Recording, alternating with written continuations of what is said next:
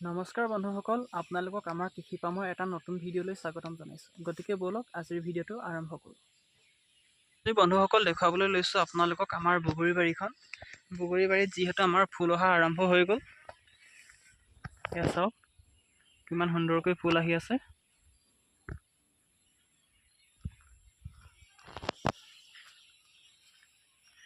প্ৰায়বিলাক গছতে ফুল অহা আৰম্ভ হৈছে। এয়া চাওক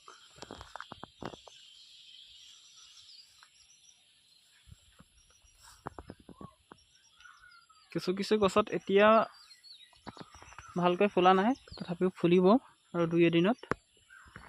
এতিয়া আপোনালোকে যত্ন বুলি ক'বলৈ হ'লে সপ্তাহৰ মূৰে মূৰে ফাংগিচাইড স্প্ৰে কৰি থাকিব লাগিব ইয়াত,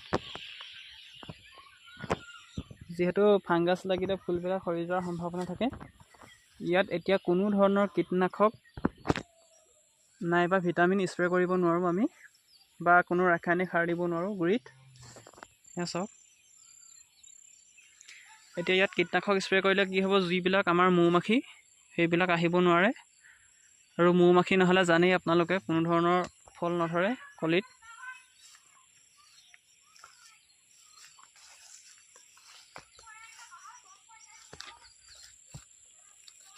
এয়া চাওক সকলো গছ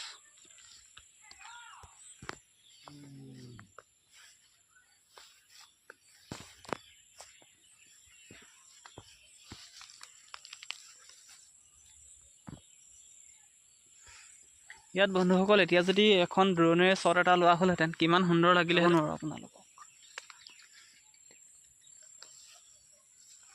হ'লেও আপোনালোকে যদি কোনোবাই চাব বিচাৰে নিশ্চয় আহিব পাৰে। আমাৰ ইয়াত আহি চাব পাৰে নিশ্চয় কেনেকৈ ফুল ধৰিছে, কি হৈছে।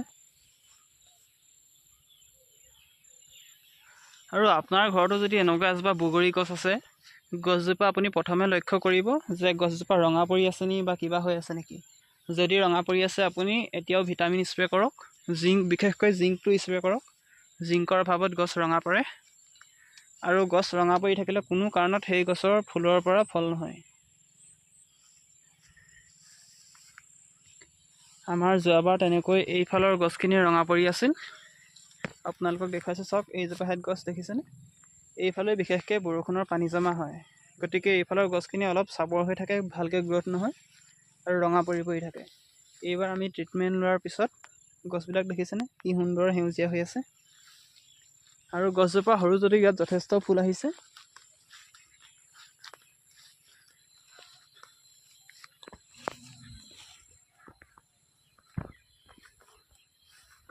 এয়া চাওক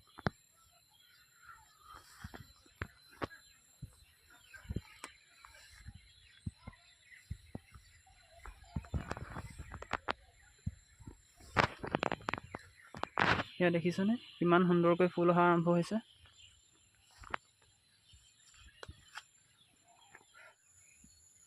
বন্ধুসকল আজিলৈ ভিডিঅ'টো ইমানতে সামৰণি মাৰিছোঁ। যদি আজি ভিডিঅ'টো চাই ভাল পালে তেনেহ'লে লাইক কৰিব, কমেণ্ট কৰিব, আৰু চেনেলটো যদি এতিয়ালৈকে ছাবস্ক্ৰাইব কৰা নাই তেনেহ'লে ছাবস্ক্ৰাইব কৰি ল'ব। ধন্যবাদ।